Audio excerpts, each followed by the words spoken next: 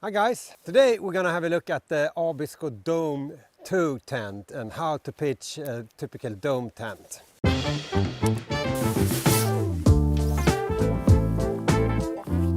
So first, of course, you want to find the spot for where to pitch the tent, and decently even, firm enough to get a good grip for the pegs, and with as little vegetation as possible in order to not disturb the nature and leave as little trace as possible when we take the tent down and leave for the next day.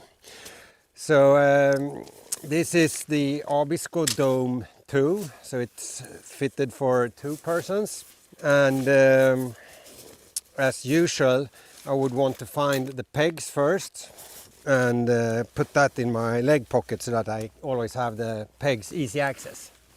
Then I go for the tent poles, and on all our dome tents the tent poles are equally long and they are the same color, so you don't have to keep them separate or put them in any particular sleeve on the tent. Still want to make sure that they fit nicely together all the way edge to edge.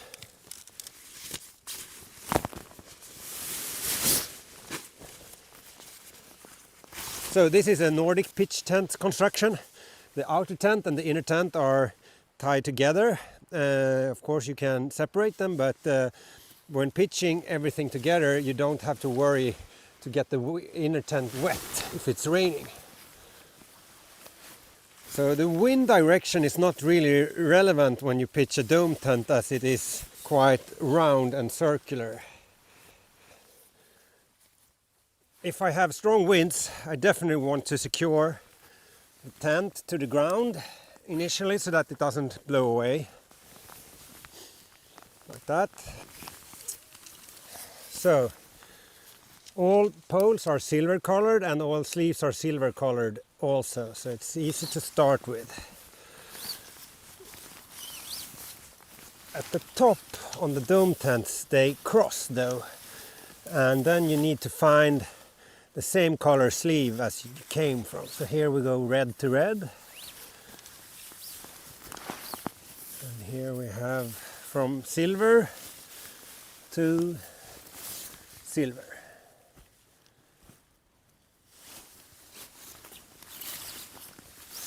And the last one comes from yellow, and you want that into the yellow sleeve of course, but I put this one underneath the other 2 poles. And then I go all the way and feed it to the bottom of the sleeve before I can raise the tent. And you need to lift it up a little bit.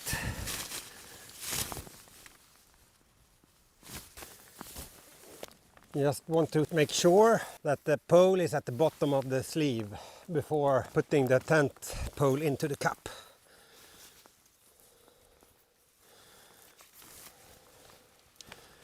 The beautiful thing with the dome tent is that you can decide where to plant it for the night.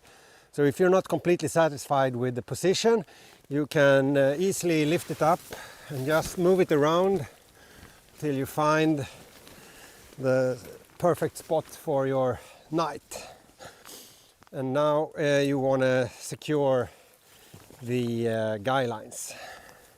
Guy lines are important in order to get the right tension on the fabric of the tent, and not having the tent fabric too soft and loose, because it will flap and sound during the night, and will also cause abrasion and wear and tear of the fabric.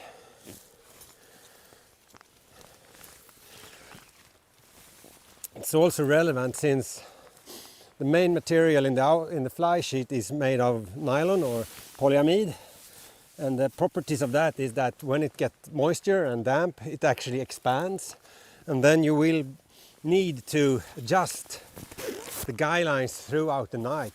Make sure they are tightened before going to bed, because all the moisture in the air that you breathe out will get to the outer tent also, make it expand.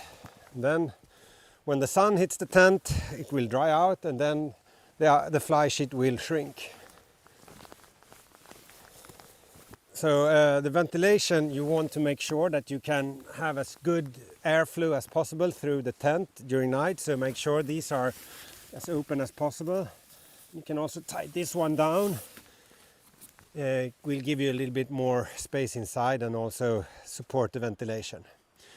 So now you want to adjust the guy lines so that the tent is nice and stretched, not too much, but even all around the tent.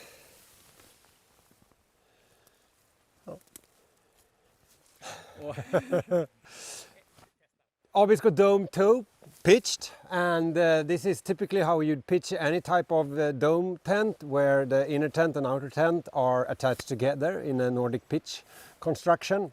So once it's up, it's a super comfortable tent to have a good night's sleep in, and I hope you enjoy it, and see you out on the trail.